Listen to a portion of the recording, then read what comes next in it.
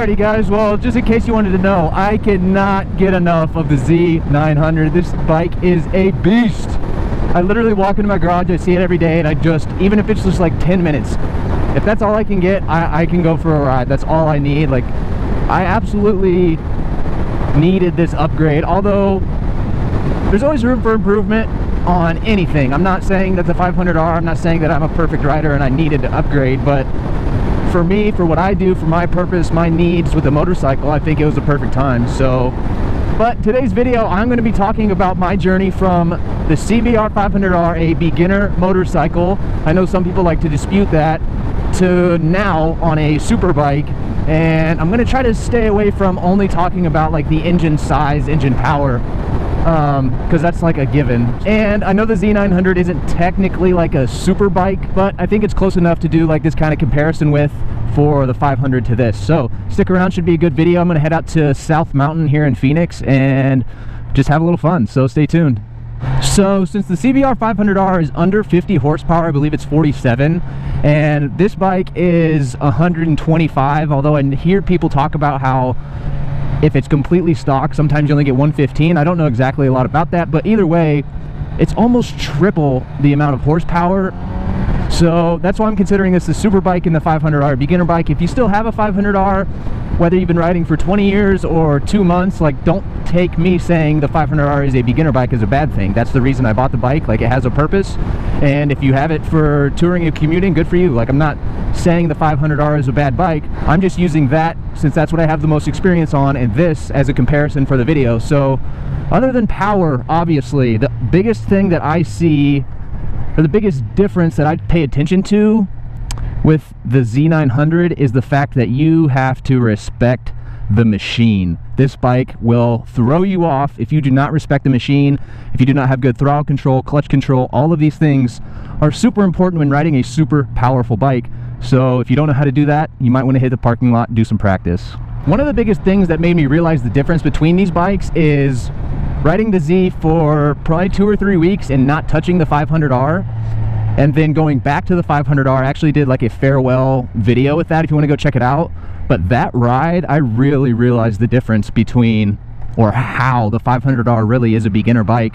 You can make a lot of mistakes without a lot of risk, and the Z900, like I said, you got to respect the machine, and I'll kind of tell you what I mean by that.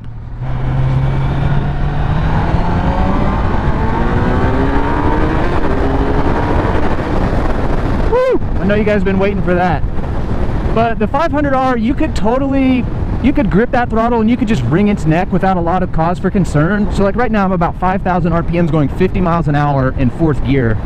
On the 500R, I could literally twist the throttle all the way to 100%, and the bike's gonna like slowly build its way up, whereas the Z900, you know, I'm in 4th gear, so it's not a lot, but like if you twist that throttle all the way, once that power band kicks in, there's a major difference. And if you're not paying attention, or if you kind of jerky with the throttle, like to go quick and then slow down and then go quick again, like, it really just increases your risk. But I think you can say the same thing about the brakes. Having 2 front disc brakes makes a huge difference in the amount of stopping power you have. But also the 500R, like, I could squeeze that front brake so hard, and like, it is only 1 disc, so the amount of stopping power, like, it's not going to be jerky, it's not going to throw you forward on the bike or anything. Whereas the Z900, you have to be way more smooth, way more controlled. Same with the clutch and everything else. Like, it all works together, of course. But all I'm trying to say is your attention to detail on these bigger bikes, it requires more of it. Like, it takes more of your focus, everything else. Whereas a smaller bike, you can kind of get away with being a little bit more comfortable. Like, if that even makes sense. Like, sometimes I felt like I was too comfortable on the 500R. I felt like I could push its limits to the maximum, which is fun. It's fun to push a bike all the way to its limits. But if you're feeling too comfortable, I just kind of think that's where you get yourself into bad situations. And, you know, if you're feeling overly confident, which I try not to be, of course, but you know, we're all humans, we all make mistakes. But if you're feeling overconfident, I think that's where you make a lot of errors and things can go wrong. You think you can do more than what you actually can. So it's important. But with all that being said, everybody's going to ride their own ride. Everybody's going to find a bike that works best for them and what they want to do. And for me, the Z900 just gives me way more of a thrill, like literally unmatched to the 500R. Great bike. I will always support it, always be like, hey man, it's a great bike. You guys should definitely try it out if you're looking to get into motorcycles. I think it's a great option. But now that I've been riding for a little bit longer, I have more experience, it's a pretty clear choice as to which one I'm going to pick. So we'll just leave it at that, I guess.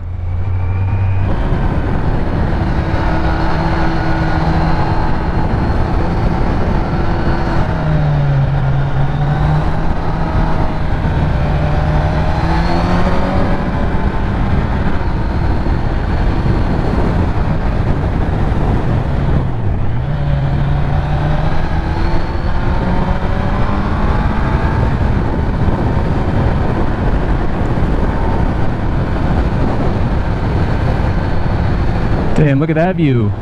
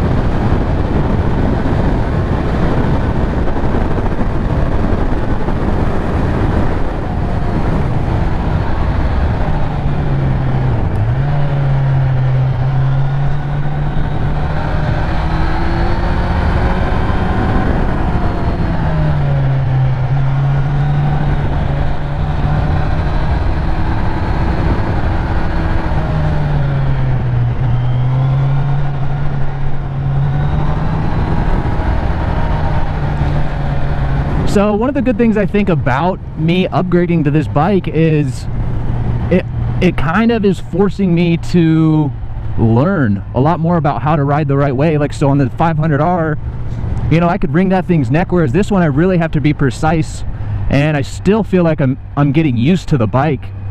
The throttle response, everything else, it's so heightened that obviously I'm not a perfect rider. Obviously I don't claim to be a perfect rider, and it's going to take some time to get used to this thing because it requires a lot of attention to detail and a lot of practice and riding hours and everything else.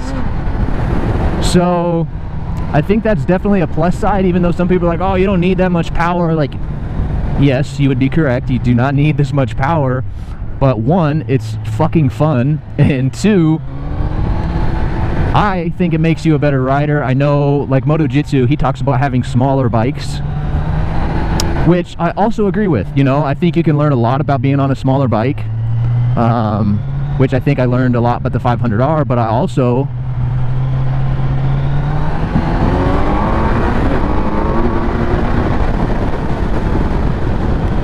also think you can learn a lot from riding bigger bikes.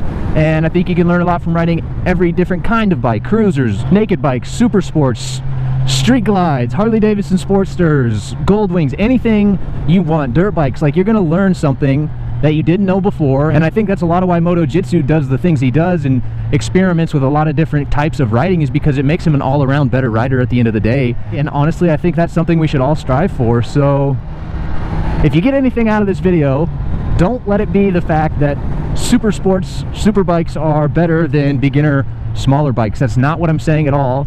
I'm giving you my experience between the two, and the one thing that I think you should take away from this video is the fact that every single different bike that you ride, you're going to learn something from. So get out there, find another bike to ride, have fun, experiment, and number one, I guess, just be safe doing it. Alright y'all, well that is going to do it for this video. Thank you guys for watching. Make sure to subscribe, give this video a big thumbs up. I'd really appreciate it. Let's get me to 1,000 subs. That's the goal by the end of the year. We're going to see if we can do it. But either way, stay tuned. We got some sick content coming with the Z900. So we'll catch you guys in the next video.